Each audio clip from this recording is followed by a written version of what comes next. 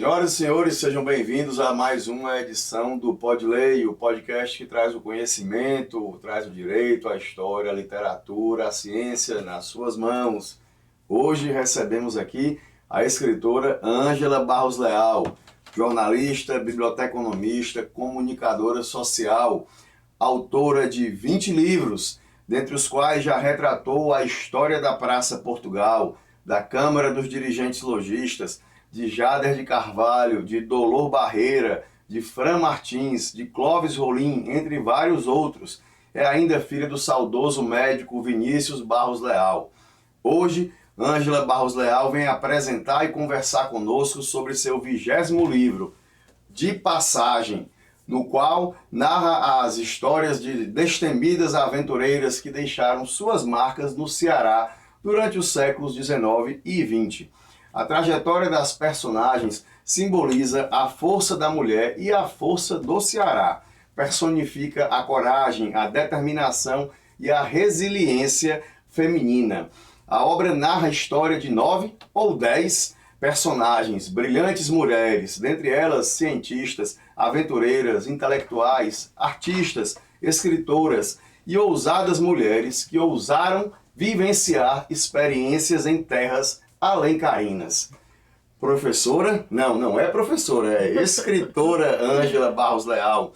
Dê as boas-vindas ao nosso público, à nossa audiência, por favor. Obrigada, Pinheiro. Obrigada a quem está assistindo.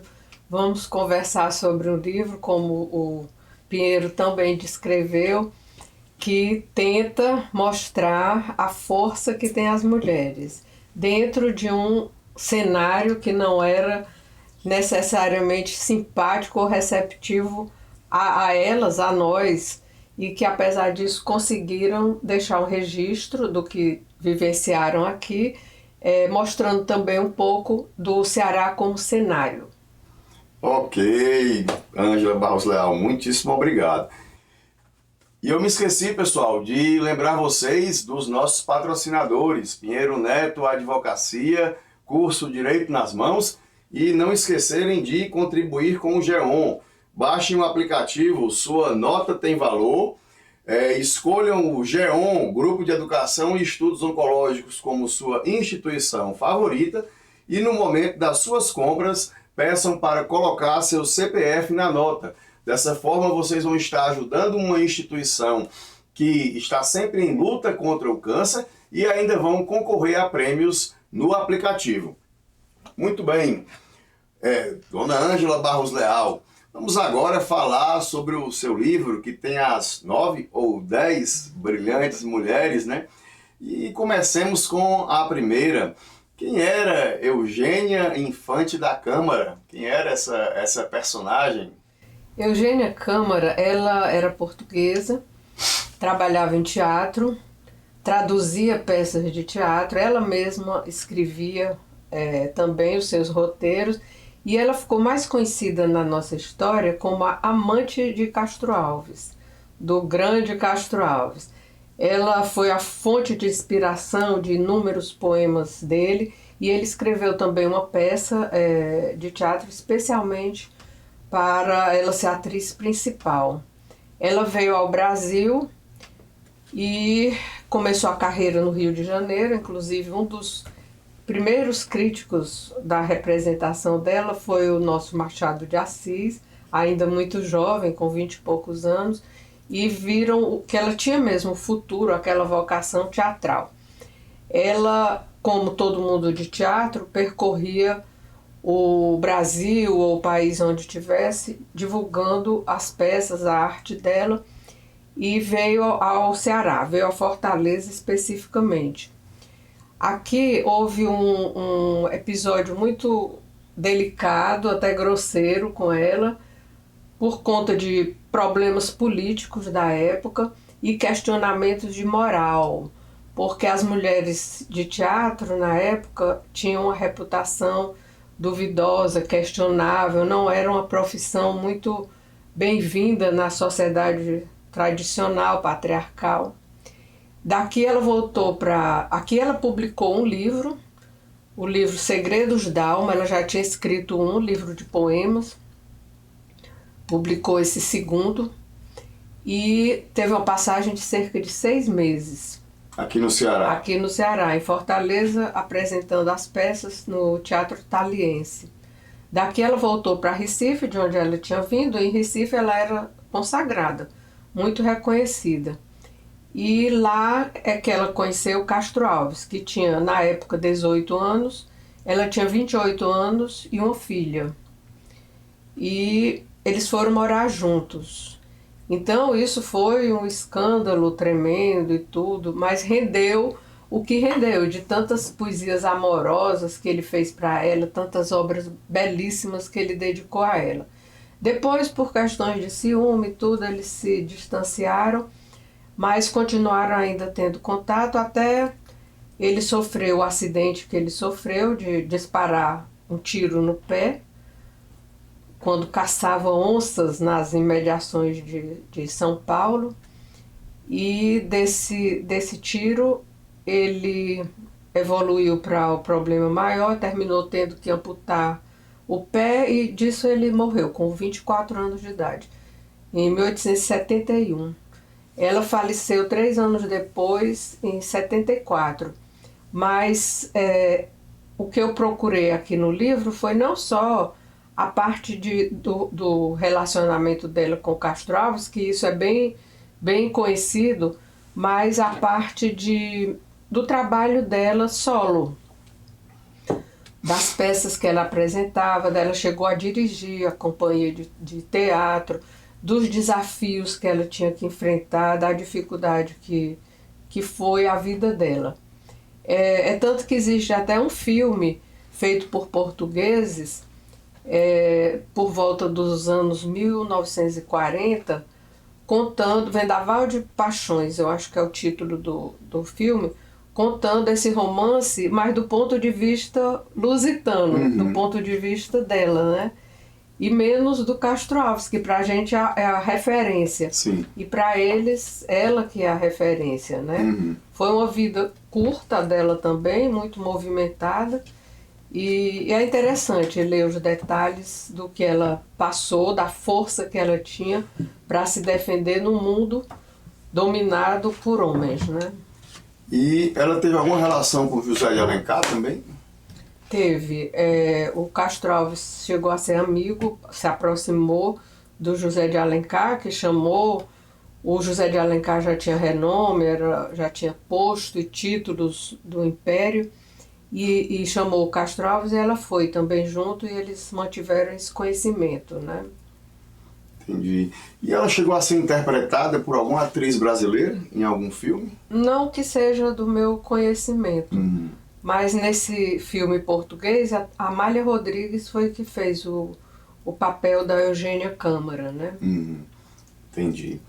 Bem, então sigamos em frente para o próximo capítulo. Quem foi a Elizabeth Cary Agassiz?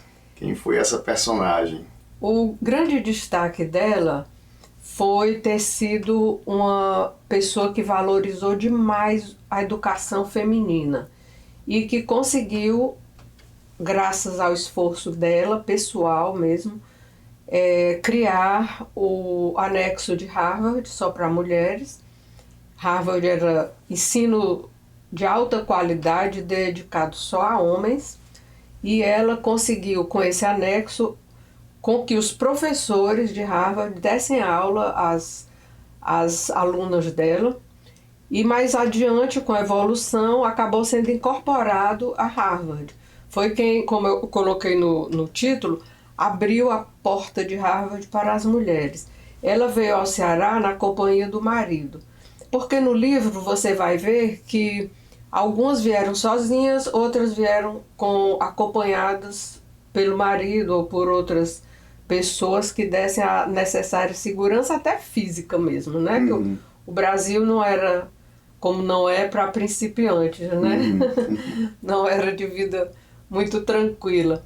E a Elizabeth veio com o marido, que era quem tinha o renome, o grande nome. Isso, assim como a primeira, Eugênia Câmara, ela veio por volta de 1864, quando começou a Guerra do Paraguai, a Guerra da Tríplice Aliança, a Elizabeth veio em 1866, veio para o Brasil como um todo.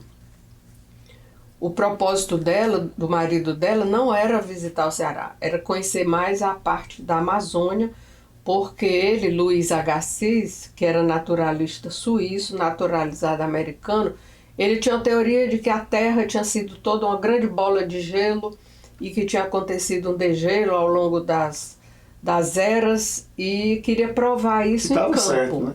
Queria acontecer. Queria provar que até nos trópicos isso tinha acontecido. Uhum.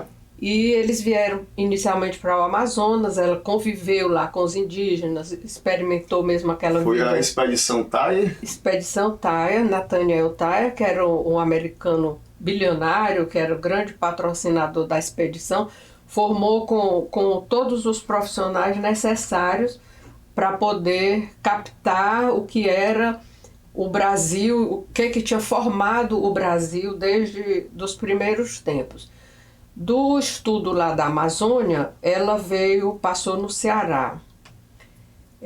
Fez uma expedição, ela por conta dela foi até Pacatuba, que era longe, considerado longe. Ela foi até lá e ela era uma pessoa muito sociável. Eu imagino que ela entendesse um pouco de português e tudo, e ela ficava muito chocada com a forma como as mulheres eram tratadas aqui.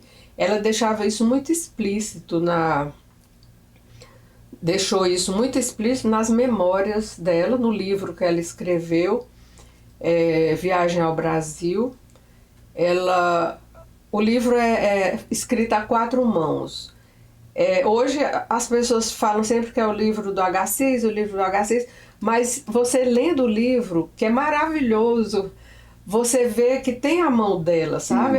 Ela mesmo que deu o colorido do livro, porque ele era muito seco, muito dirigido à parte científica, e ela é que dá o colorido todo, que conta conta como ela disse que viu uma vez na casa de uma pessoa lá no Rio, que tinha convidado ela e o marido para uma refeição, viu em cima da mesa um livro, e ela, que não era de direito nem de medicina, porque era só o que ela tinha visto de livro nas casas. E ela foi pegar o livro e o dono da casa tomou da mão dela. Não, isso não é livro para mulher, era um romance. Não é livro para as mulheres. Tome esse daqui. Aí deu um livrinho cheio de pregações morais e religiosas e tudo. Esse sim que era um livro para as mulheres lerem, né? Ela lamentava muito isso, ela dizia que as mulheres levavam vida aqui pior do que nos países árabes, viviam atrás das telas, das grades, das aberturas nas paredes, não tinham uma vida própria. Estudavam até os 13 anos, aprendiam a ler, escrever. Escola normal. Aí, 13 anos, aí casavam. Aí os pais já tiravam da escola, que elas já sabiam desenhar o nome, já sabiam fazer as contas e já conseguiam os maridos para as meninas. Então, mesmo as que tivessem vocação para alguma coisa, eram esmagadas no nascedouro da vocação, né? Por isso que essa preocupação constante que ela tinha com a formação educacional que levou ao ponto que levou, né? De chegar a Harvard e forçar lá a qualificar a educação feminina, né? E teve reverberação no Brasil esse papel dela, ou chegou a ser apenas um combustível para ela? Eu penso que teve, mas como uma coisa muito excepcional, porque graças à influência dela junto ao marido, quando o marido dela deu uma palestra, fez um seminário, uma apresentação na corte, abriu espaço para as mulheres assistirem. Os jornais da época noticiavam com certo espanto, sabe? Será que elas vão entender ou vão estar mais preocupadas com a roupa que vão vestir, com o chapéu que vão usar? Será que elas vão conseguir captar um assunto desse, científico, etc.? Houve um pouco de gozação na época, né? Porque essa pesquisa, como o livro foi elaborado durante a pandemia, Essa pesquisa foi basicamente através de internet, de sites nacionais e estrangeiros, sites americanos, que eu pude acompanhar essa história delas todinhas, né? E aí você vê o impacto na época em que aquilo estava acontecendo, né? Como toda essa batalha dela não foi uma coisa que teve grande destaque, né? Que tenha mudado alguma coisa significativa no país, né? Infelizmente não foi, mas ela conseguiu isso na terra dela. E o papel dela para os estudos de história natural, da ciência, e a viagem dela ao Ceará, como é que foram importantes nesse contexto? Ficaram registros disso daí em algum museu, alguma coisa? Ela era uma espécie de secretária do marido. Uhum. Ela tomava nota, ela criou um sistema de taquigrafia próprio para poder anotar tudo que o marido falasse ao vivo, de improviso. Ela tomava nota daquele material e tudo, tanto que depois da morte dele ela publicou um livro sobre ele, né? Mas ela pessoalmente tinha 2 livros publicados também na área de ciências naturais, né? Uhum. Só que esses eu não acredito que tenham vencido fronteiras, que tenham saído dos Estados Unidos, acho que não.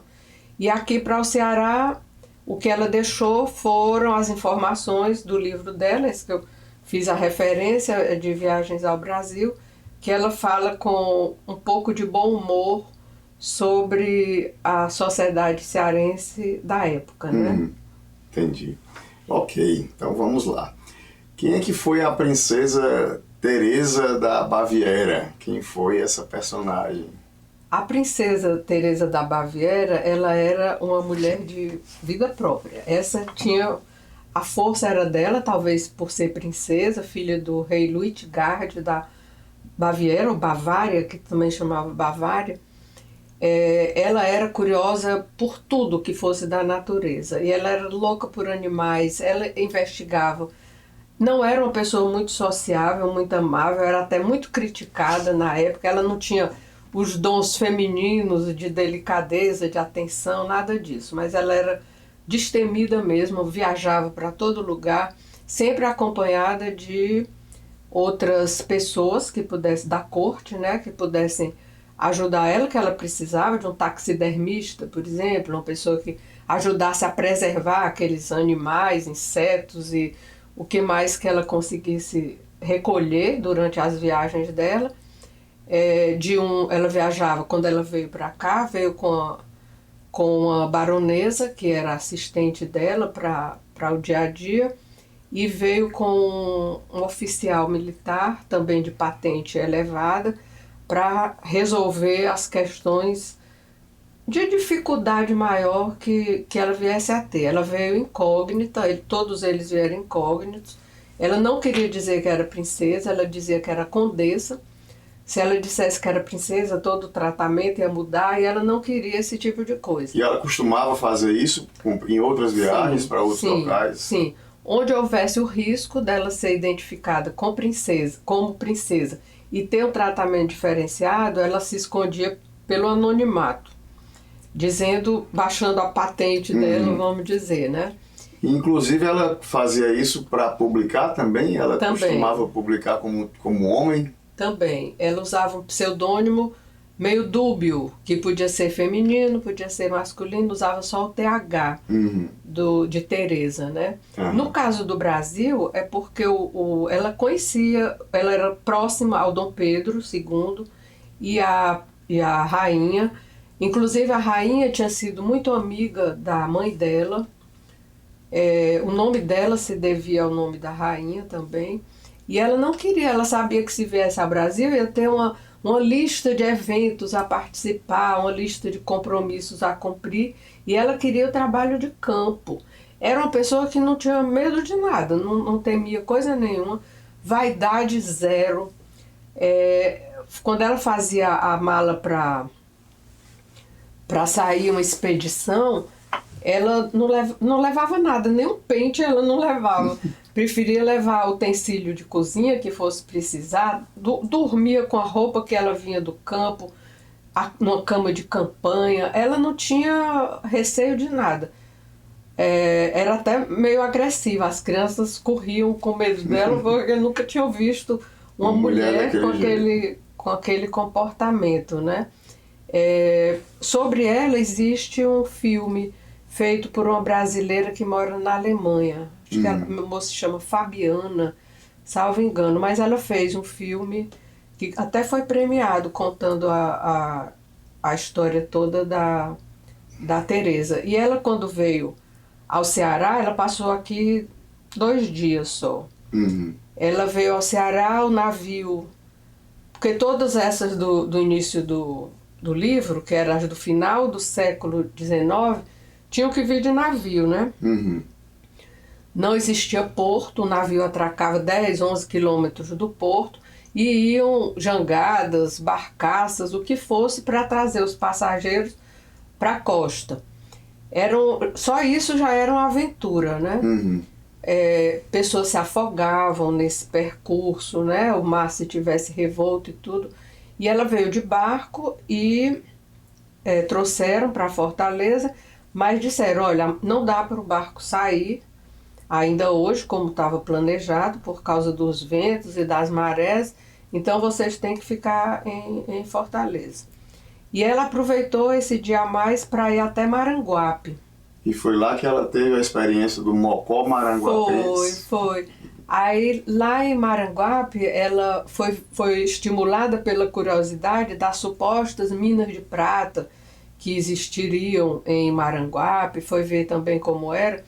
E quando ela ia saindo de lá, da cidade, estava esperando o trem, ela tinha apreciado um mocózinho que tinha numa casa de comércio, né? E quando ela estava esperando o trem, as pessoas chegaram e disseram, olha, pode levar o mocó. Aí, o mocó, até a gente aqui nem sabe muito o que é. Pois é. Eu conheci o mocó dos Trapalhões, do Didi. Didi Mocó, o nome dele era esse, né? Justamente por ele ser maranguapense. É parece um ratinho, um preazinho, que mora em locas, vive escondido nas locas e tudo. E ela acrescentou o nosso mocózinho ao arsenal de animais que ela carregava para cima e para baixo, vivos e mortos, né? Levava esses animais.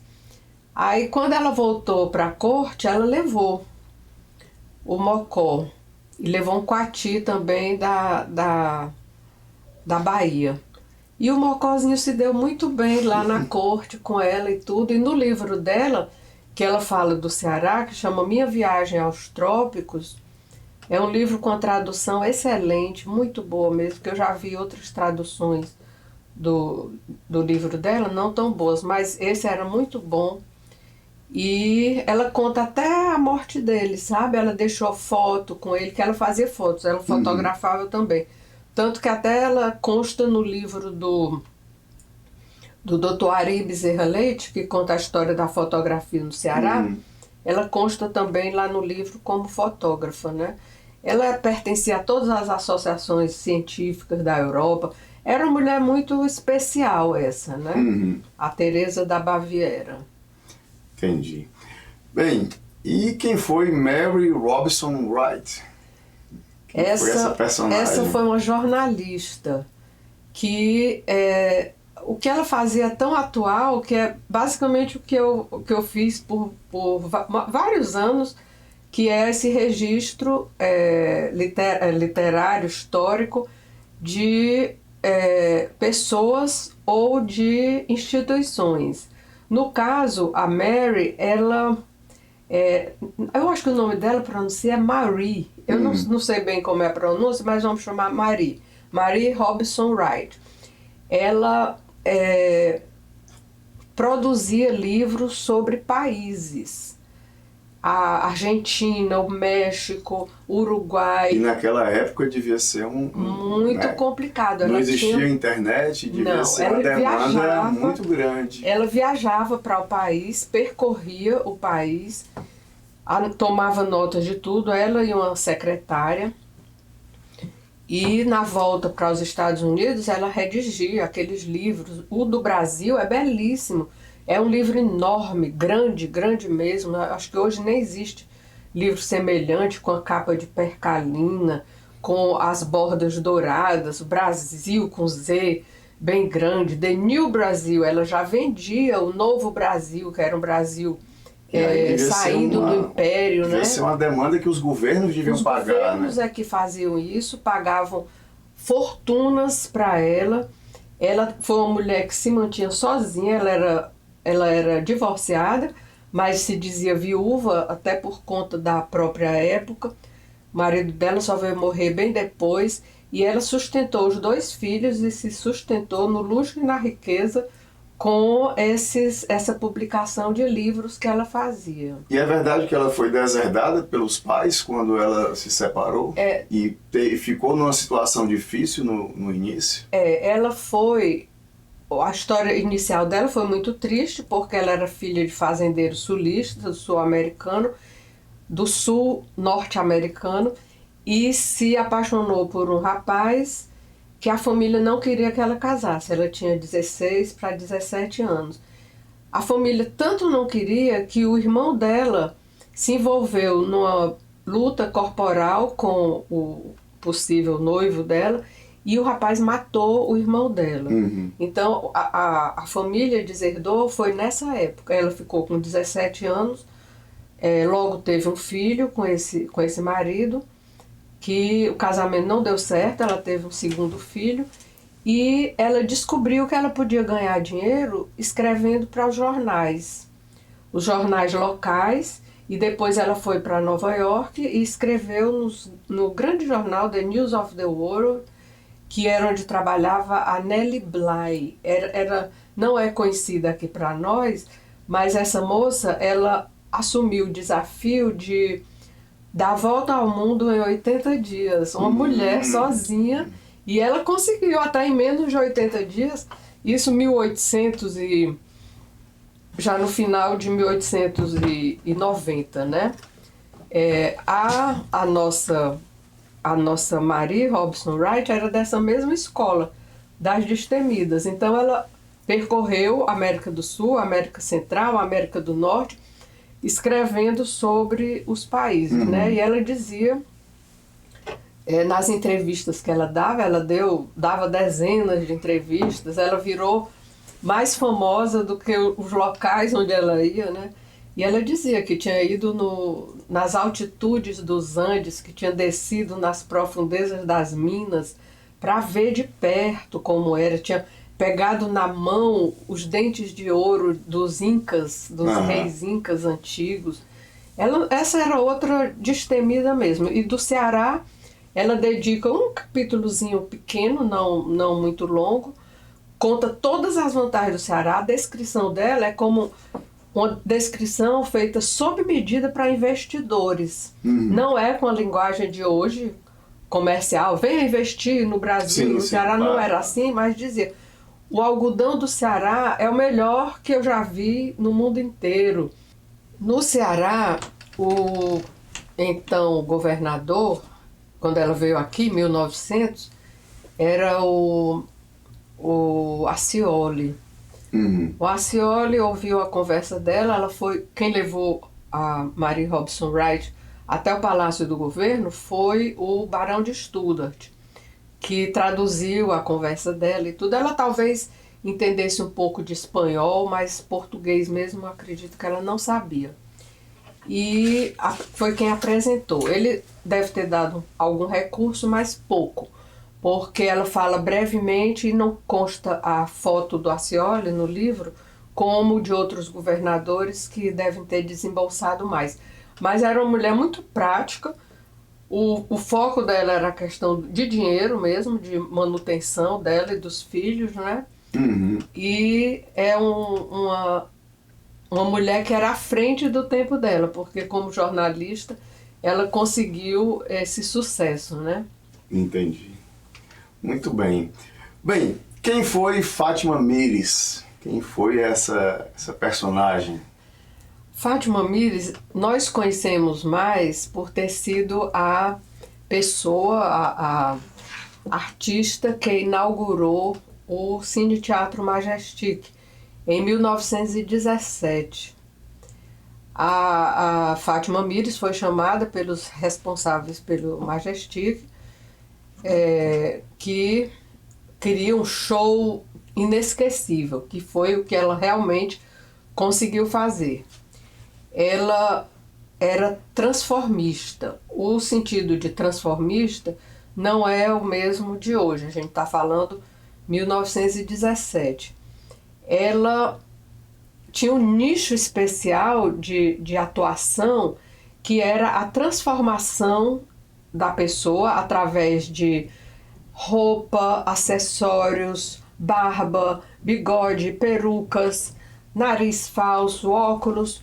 Se transformava de repente em outra pessoa, em outro personagem. Então, o palco era armado, do lado do palco havia um biombo. Ela saía desse biombo como se fosse um soldado, vestida da cabeça aos pés com a roupa do soldado.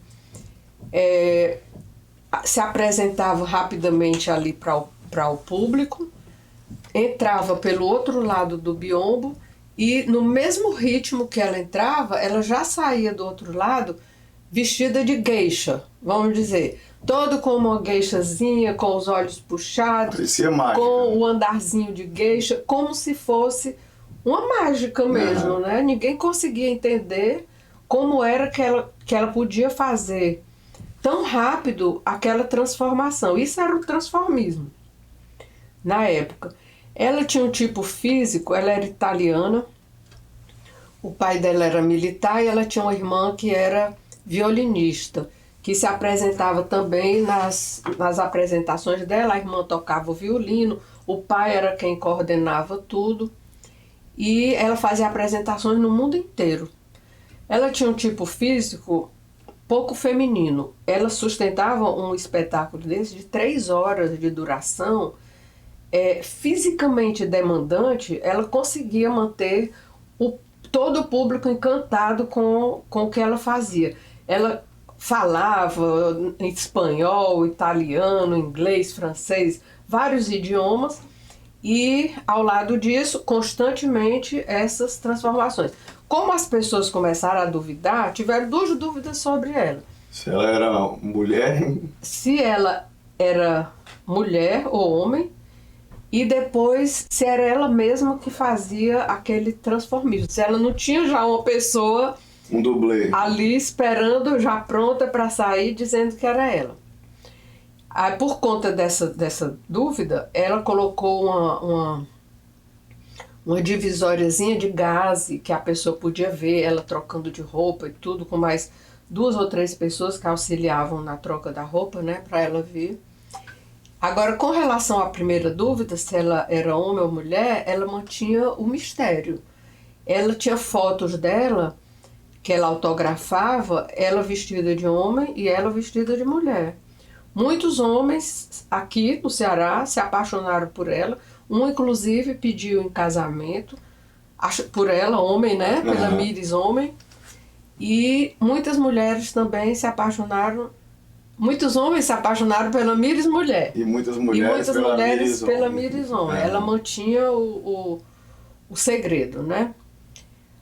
Quando ela saiu daqui, ela fez a apresentação aqui em 2017, saiu subindo a costa brasileira e foi para Manaus, para Belém. Em Belém, a expectativa era grande pela chegada dela e tudo, mas houve um jornalista que se aborreceu um pouco, achou que os pais de família estavam facilitando muito a entrada da Fátima Mires na casa deles, que era pessoa de teatro, que não era coisa sempre nada bem-vinda, e começou a investigar. Aí um belo dia os jornais cearenses amanhecem com a notícia de primeira página, que Fátima Mires é homem. Ficou aquele escândalo, era homem, era mulher, etc. 1917. Não é como hoje, né? E ela depois, no futuro, ela na Itália, dando entrevista à revista italiana, ela disse: eu acho que eu era muito boa porque chegaram a me confundir com os personagens que eu represento, né? Que a confundir que eu seria mesmo homem. Então, meu trabalho era muito bom. Ela teve só uma filha, que teve 2 netos, deu a ela 2 netos, e faleceu na Itália mesmo. Ela casou com um duque e faleceu na Itália mesmo. Mas era muito sucesso. Você vê nos jornais da época, era uma pessoa extremamente bem-sucedida por conta dela, né? Entendi. Bem, Amélie Hart está entre as 3 personagens mais conhecidas, dentre as retratadas no livro. Então, vamos falar um pouco sobre ela. É verdade que ela enfrentou até a gripe espanhola? A Amélia Earhart, americana, aviadora, todo mundo conhece, principalmente por conta do desaparecimento misterioso dela, né? Sim. Já ela tinha se proposto o desafio de dar a volta ao mundo pela cintura, como ela dizia, costurando pela cintura, e já estava na perna final do voo, já na Ásia, para voltar para os Estados Unidos, para Havaí. Então Estados fazia Unidos. parte do desafio dela a passagem pelo Ceará, não? Não, foi uma passagem não prevista no roteiro dela. Ela vinha de Caripito, na Colômbia, que era uma pista de pouso só, e ia direto para Manaus, direto para Natal. De Natal é que ela ia sair, que Natal já era o ponto de escala obrigatório dos transatlânticos. Então ela estava fazendo o desafio. Sim. Que ela se motivou por conta de Charles Lindbergh. Exatamente. Ela era chamada lá, inclusive, de Lady Lindbergh. Ah, sim. Ganhava esse nome, porque quando ele fez a travessia do Atlântico, e ela foi acompanhando sem nenhum papel, sem desempenhar nenhum papel, exceto porque aí a gente já estava em 1934, 35. Ela não desempenhou nenhum papel nessa viagem do Lindbergh. Mas ela era uma mulher muito forte, muito decidida, e ela disse: não, eu vou me impor também esse desafio de fazer sozinha, como de fato ela fez sozinha essa travessia do Atlântico, que era um risco tremendo de parar, como ela foi parar lá no Canadá, né? E ela vencia todas as missões, tudo que era dado a ela enfrentava e ia em frente. Já ela ia fazer 40 anos e resolveu, já estava mais acomodada, e resolveu se propor essa última viagem. Ela ia encerrar a carreira nessa última viagem. Fazendo a circunnavegação. Ou a circulaviação. Costurando pela cintura, pelos trópicos, né?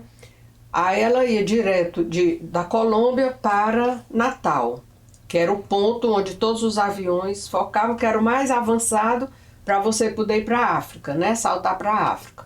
E de lá para o restante da Europa.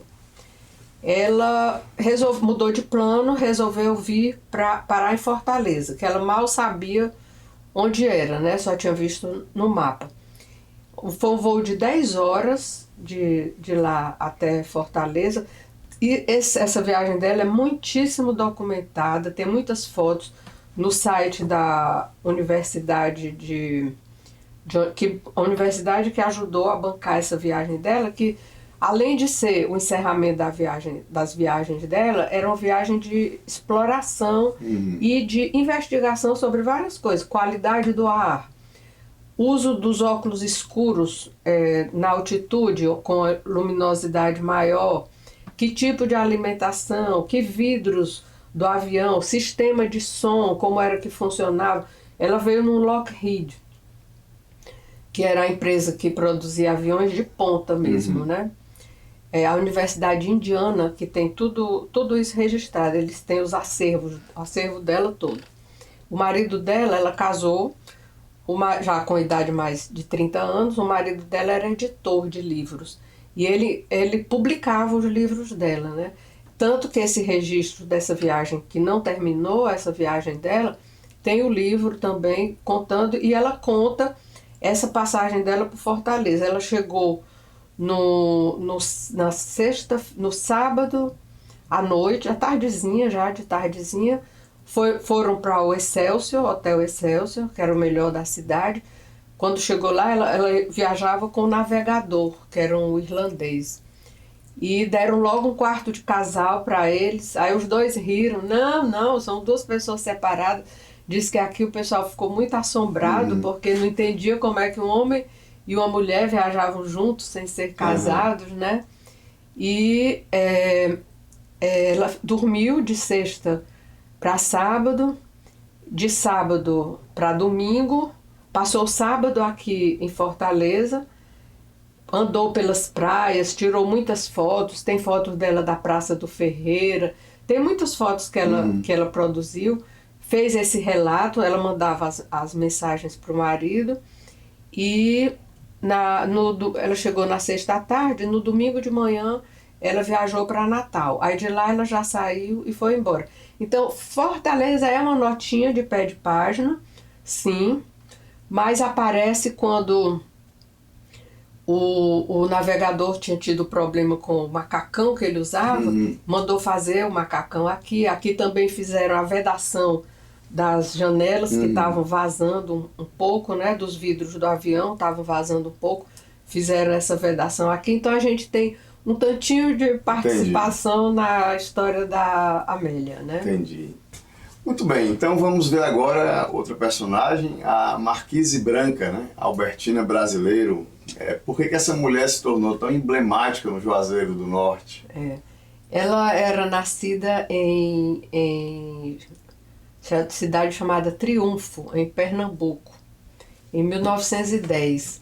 Os pais se mudaram muito cedo para Juazeiro e ela sempre teve uma quedinha por representação, recitar poesia, essas coisas. Os pais tinham uma pequena pousada, uma hospedaria, e o pessoal que fazia teatro passava por lá com uma certa frequência, pelo movimento mesmo da cidade, por conta do padre Cícero, e a irmã dela casou com uma pessoa de teatro. E ela também acabou se apaixonando pelo amigo desse que era do teatro. Com 18 anos, ela casou e saiu do Ceará. O resto da vida dela foi rodando pelo Brasil e fixou residência no fim da vida em Pernambuco mesmo, né? Ela fez muito sucesso no Rio por volta de 1937, por volta desse período, no Teatro Revista do Rio, junto com o marido dela, que era o produtor, era quem fazia os cenários e tudo. Ela foi a única com quem eu tive a oportunidade de conversar com uma descendente. A filha dela, a doutora Norma Isla, ela mora aqui em Fortaleza e é médica e foi entregue ainda pequena para ser criada por uma tia, porque assim como os dois irmãos mais velhos que foram estudar no Rio, porque a mãe e o pai eram uma vida itinerante. Aquela vida supostamente romântica, de todo dia na estrada, todo dia numa cidade diferente, encenando as peças, mas que não tinha nada de romântico. Na verdade, era muito sofrimento, sabe? De você andar com a sua arte, mambembando, como se dizia, né? Se apresentando em todos os interiores, assim, do Oiapoque ao Chuí, para o Acre, quando era território, para as fronteiras, para o Uruguai, todo lugar eles iam se apresentar. A verdadeira paixão pela arte mesmo. Eu acho que daí, desse reconhecimento, é que veio o batismo do teatro de Juazeiro com o nome dela. Inclusive, eu acho que já foi lançada, não tenho bem certeza, uma biografia dela, uma biografia completa dela, que aqui eu apresento só um pequeno recorte, né, da vida dela. O rapaz chamado Roberto Júnior. Quem quiser verificar, talvez fosse interessante, quem se interessasse pela história dela, para se aprofundar mais, né? Mas ela também é uma mulher destemida. Quando ela se separou do marido, ela mesma passou a administrar a trupe, né? A equipe, ela chamava Marquise Branca, tinha o nome de fantasia dela, né? Que ela levava pelo Brasil todo. Era uma pessoa de muito mérito do ponto de vista do teatro, da história do teatro no Ceará, né? Entendi. Bem, falemos agora de outra das três personagens mais conhecidas de seu livro, Simone de Beauvoir. né? Escritora, filósofa, artista, ativista política, feminista, né? Francesa, além de matemática, se não estou enganado, né? E romancista, claro. Romancista. Só não sabia que ela havia estado no Ceará. Então eu pergunto, o que é que ela veio fazer no Ceará junto com Sartre? Muita gente também não sabe disso. Eu não sabia que ela tinha andado por aqui, mas nas pesquisas, porque eu estava tentando identificar homem que faz explorador, que faz essas viagens, aventureiro, é mais fácil de você conhecer. Agora, quando você coloca essas palavras, que eu lhe disse agora, no feminino, já muda. Uma mulher exploradora, uma mulher aventureira. Não, o som parece assim meio estranho, né? A conotação da palavra já assume outras lembranças, né? Então, essas mulheres que vieram para cá, como a Simone de Beauvoir era o caso, que eu não sabia que ela tinha vindo aqui, eu tive muito a ajuda do livro do Barão de Studart, Estrangeiros e Ceará. O título do livro dele, que ele faz o levantamento, e ele cita umas poucas mulheres, inclusive as que estão aqui, né? Da Simone, ela veio juntamente com o companheiro dela, que era o Jean-Paul Sartre, a convite do então reitor da UFC. A UFC foi criada em 55, né? Universidade do Ceará, não era federal. Pelo reitor Martins Filho. E ela tinha vindo para o Brasil com o Sartre.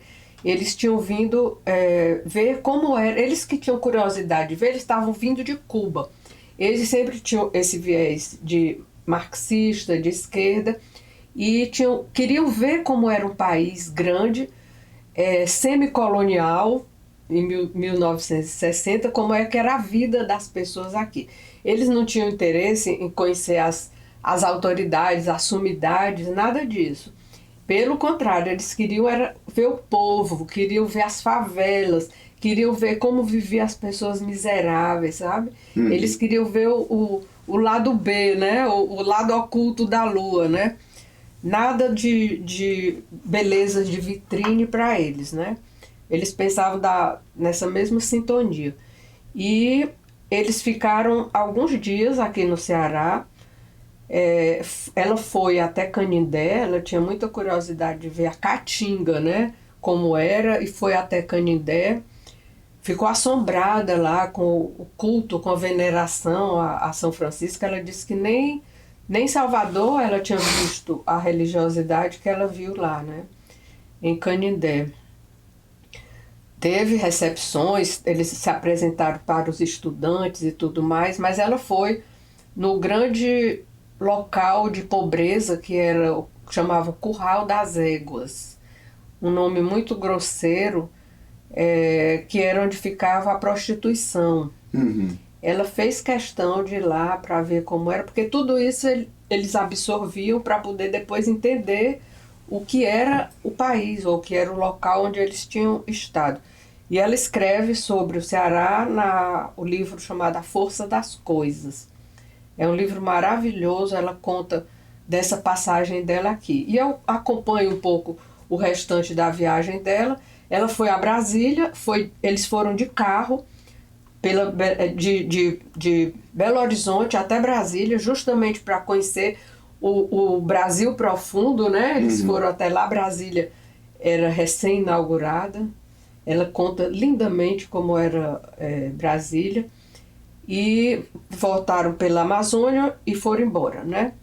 Então essa passagem dela também foi muito breve, mas a imprensa deu muito destaque, principalmente um ataque formal contra eles dois, porque eles eram existencialistas e eles não obedeciam, eles não eram casados, eles eram adeptos do amor livre. Então a imprensa católica bateu muito neles durante a temporada deles, né? Mas isso ela nem ficou registrado para ela isso. Mas o resto da população, o pessoal intelectual e tudo recebeu muito bem, né? Entendi. Bem, chegamos à última das personagens, também uma das mais conhecidas, né? A atriz Florinda Bolkan, a qual é cearense, né? Natural de Uruburetama. nasceu com o nome Bulcão, né? E adaptou seu nome quando se mudou para a Itália, se não estou enganado. Né? Correto. O que é que ela veio fazer aqui no Ceará, na época em que é retratada? A Florinda é a única do livro que é cearense. O sobrenome dela é muito ilustre, que o pai dela era o Soares Bulcão, um escritor muito conhecido aqui na intelectualidade cearense.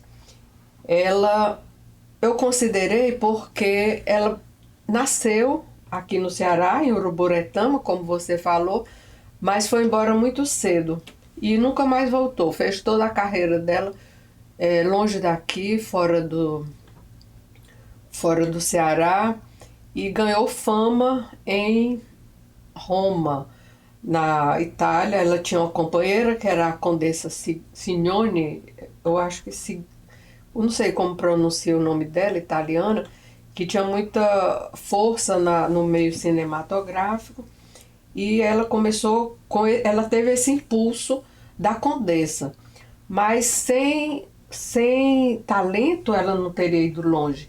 E ela fez, aí a listagem dos filmes que ela fez é muito importante, com grandes diretores, com grandes atores, gente de renome mundial. Ela ainda está viva, a Florinda.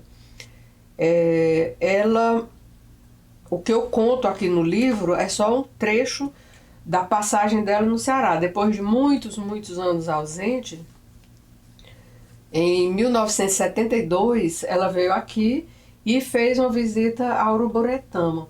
Então, o capítulo sobre ela é contando dessa visita, da recepção dela, como foi, com honras de pessoa famosa mesmo, embora aqui se conhecesse pouco, porque por volta aí dos anos 70, não existia facilidade de comunicação, não eram muitos os jornais de fora que chegavam por aqui, os filmes, quando vinham, demoravam a chegar, né? Mas ela mantinha aquele apreço especial pela terra dela, que ela tinha deixado tão cedo, né? E o cinema aqui, as pessoas gostam mais do cinema hollywoodiano, né? Acho que como ela foi para a Itália, né? Era um circuito europeu, né?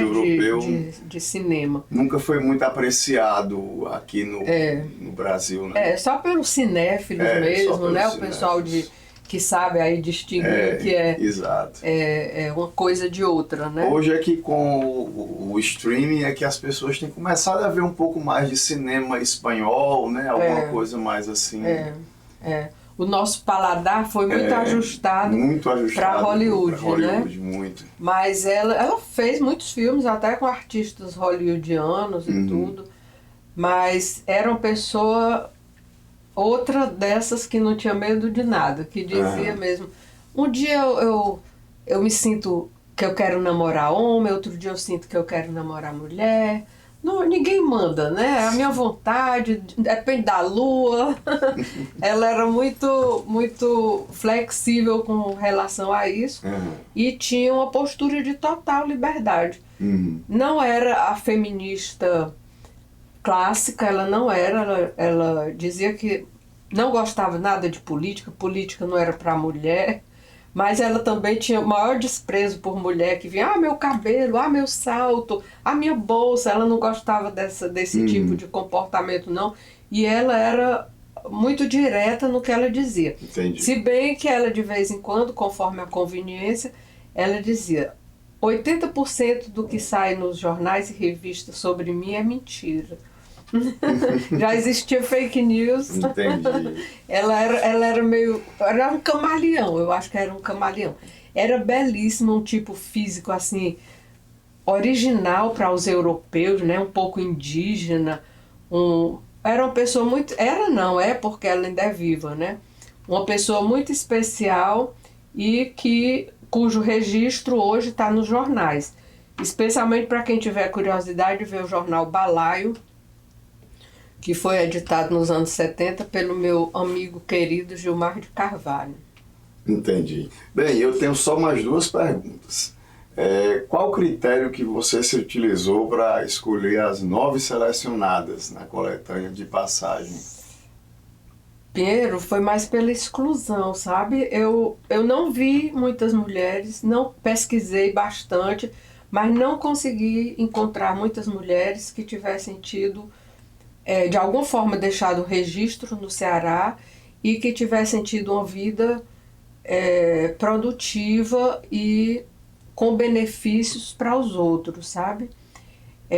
Eu vi muitas pianistas, muitas violinistas, pessoas que passaram por aqui, fizeram uma apresentação ou duas e foram embora, né? Mas essas, o que elas deixaram nos livros é assim tão importante para a gente, porque todo tempo o pano de fundo é o Ceará, Fortaleza ou outras cidades próximas, né?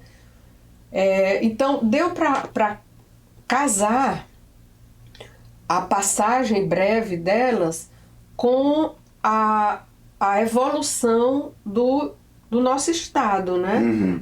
Ao mesmo tempo que eu falo sobre elas, eu falo sobre o Ceará que elas estavam vendo, né? Entendi. Então essas histórias caminham mesmo que paralelo. Quem tiver interesse também em história do Ceará, vai ver aqui como o Ceará era visto pelas pessoas de fora que vinham passear, ou não passear, que ninguém vinha passear no Ceará. As pessoas vinham com algum objetivo específico, né? E, em geral, por pouco tempo. Por isso que é o título do livro de passagem, que até eu faço a consideração mais filosófica, que no fim das contas a gente está de passagem também, né?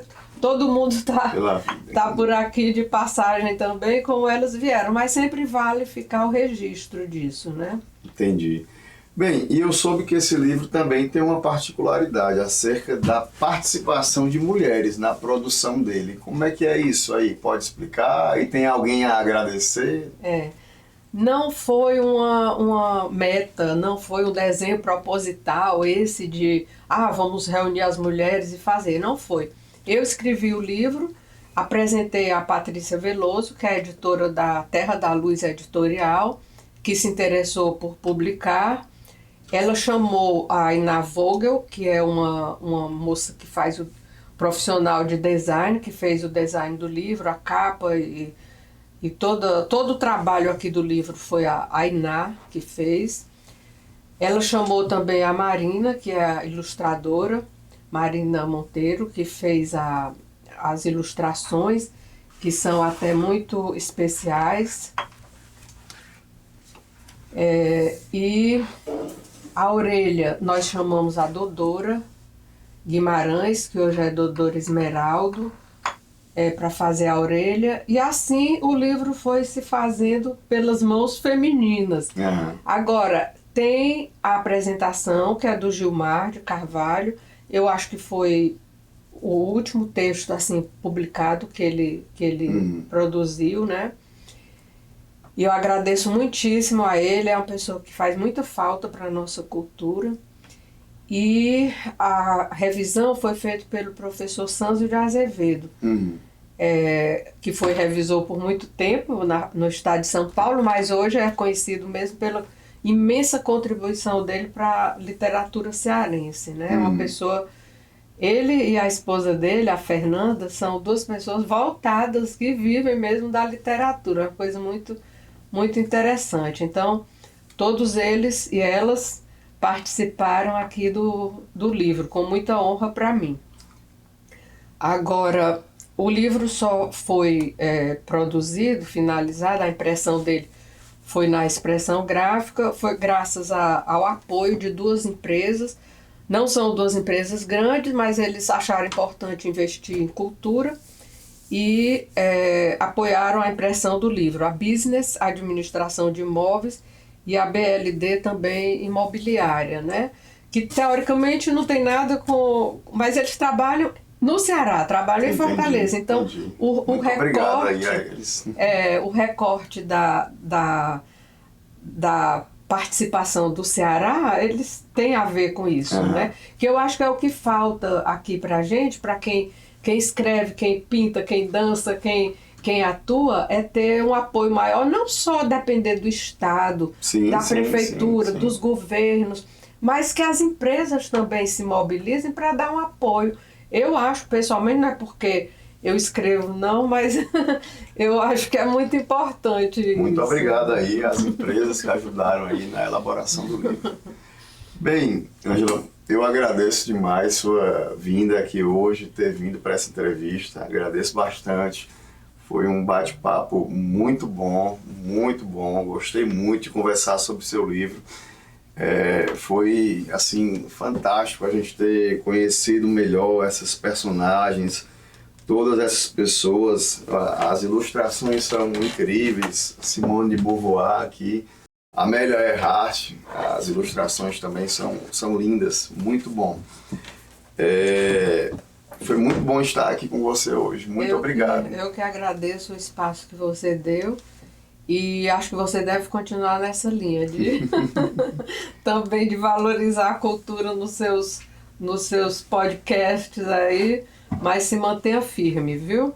Vale a pena. Eu só queria acrescentar que o livro está disponível na livraria acadêmica, na livraria Leitura do Del Passeio, na Amazon e no site Terra da Luz Editorial. O valor dele é R$60.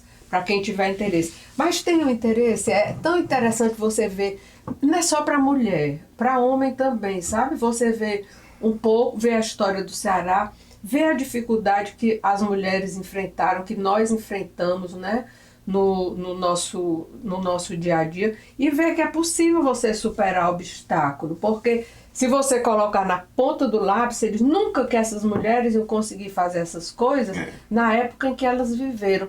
E tá aí, conseguiram, estão aí, permaneceram para a eternidade, né? O link do livro tá no descritivo do site aí no YouTube, pessoal. E agora peço para vocês que curtam, comentem, compartilhem o vídeo, assinem o canal, toquem aí no símbolozinho da notificação. Esse Pode Ler fica por aqui e eu agradeço demais a vocês por terem nos dado o prazer de sua audiência. Muito obrigado e fiquem com Deus.